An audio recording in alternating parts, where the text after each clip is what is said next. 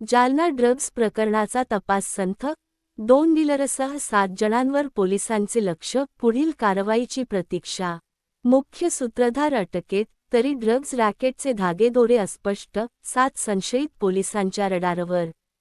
आज दिनांक 21 रविवार रोजी सकाळी 11 वाजता मिळालेल्या माहितीनुसार जालना शहरात तब्बल 2.61 ग्रॅम एमडी मेफेड्रोन ड्रग्जसह मुख्य सूत्रधाराला अटक करून 8 दिवस उलटून गेले असतानाही या प्रकरणातील इतर संशयित आरोपी अद्याप पोलिसांच्या हाती लागलेले नाहीत.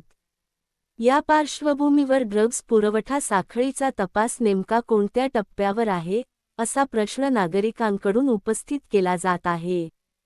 रेल्वे स्थानक परिसरातून ड्रग्ज विक्री करणारा अफरोज जाफर शेख रा. चिकलठाणा, छत्रपती संभाजीनगर याला पोलिसांनी 8 जून रोजी अटक केली होती.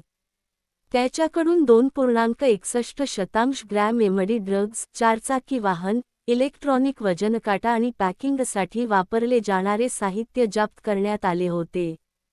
त्यानंतर या प्रकरणातील मुख्य सूत्रधार अफजल खान यालाही मुंबईजवळील भिवंडी येथून जून 13 रोजी अटक करण्यात आली. मुख्य आरोपी अटकेत आल्यानंतर संपूर्ण मराठवाड्यातील ड्रग्ज नेटवर्क उघडकीस येईल, अशी अपेक्षा व्यक्त केली जात होती. मात्र, तपासाची गती मंदावल्याचे चित्र दिसत असून अद्याप कोणतीही मोठी कारवाई झालेली नाही. दरम्यान, पोलिसांच्या माहितीनुसार या प्रकरणात एकूण 7 संशयित रडारवर असून त्यामध्ये 2 ड्रग्ज डीलर आणि 5 सप्लायरांचा समावेश आहे. छत्रपती संभाजीनगर पोलिसांशी समन्वय साधून तपास सुरू असून पुढील काही दिवसांत आणखी अटक होण्याची शक्यता वर्तविण्यात येत आहे.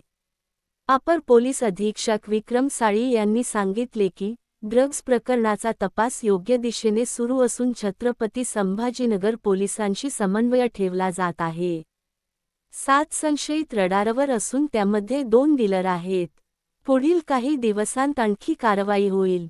मात्र, जालना शहरात वाढत असलेल्या अंमली पदार्थांच्या विळख्यामुळे नागरिकांमध्ये चिंतेचे वातावरण असून ड्रग्ज माफियांचे संपूर्ण जाळे उद्ध्वस्त करण्यासाठी पोलिसांनी अधिक आक्रमक कारवाई करावी, अशी मागणी जोर धरत आहे. जालना